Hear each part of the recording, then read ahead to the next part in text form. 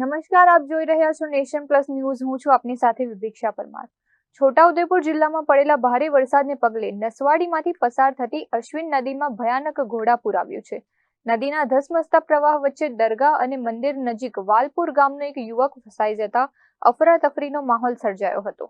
છોટાઉદેપુર જિલ્લામાં વિરામ બાદ મેઘરાજાએ તોફાની બેટિંગ કરતા નસવાડીની અશ્વિન નદી બે કાંઠે વહેતી થઈ હતી. ભારે પાણીની આવકને કારણે અશ્વિન નદી બે ભાગમાં વહેંચાઈ ગઈ હતી.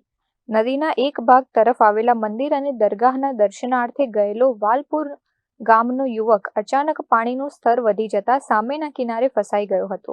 યુવક નદીના પ્રવાહ વચ્ચે ફસાયો હોવાની જાણ સ્થાનિક તંત્રને થતાં જ તાત્કાલિક એનડીઆરએફની ટીમને બોલાવવામાં આવી હતી.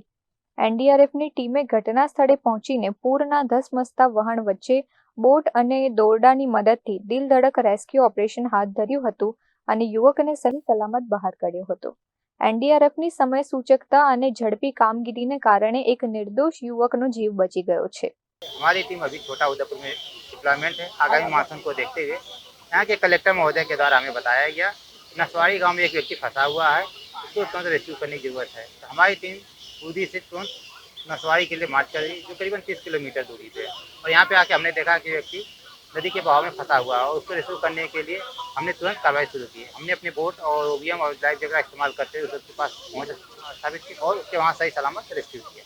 નસવાડી મુકામે ભીલ સતીશભાઈ કામતીભાઈ ચાંસાવાલી દરગાહની પાસે અશ્વિન નદીમાં ભારે પાણી આવી જવાથી વચ્ચે ફસાઈ ગયા હતા અને સુરક્ષિત સ્થળે ઉપર ચડી ગયા હતા, જેમના રેસ્ક્યુ માટે સવારે વહેલો 7:15ની આજુબાજુ કોલ આવતા એનડીઆરએફ ટીમ બોડેલી ખાતેથી આવી અને તેમને સફળતાપૂર્વક રેસ્ક્યુ કરી અને સુરક્ષિત તેમના ઘરે આરોગ્ય તપાસણી કરાવ્યા બાદ પહોંચાડેલ છે અને તેઓ હાલ સુરક્ષિત છે.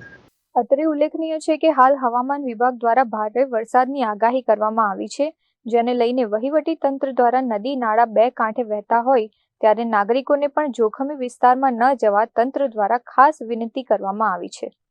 Rehan Patel, nation plus news, Chhotaudepur. સમાચારોના સતત અપડેટ મેળવવા માટે અમારી નેશન પ્લસ ન્યૂઝની યુટ્યુબ ચેનલને સબસ્ક્રાઇબ કરો, બેલ આઇકન દબાવો અને જોડાયેલા રહો ફેસબુક, ઇન્સ્ટાગ્રામ અને ટ્વિટર પર.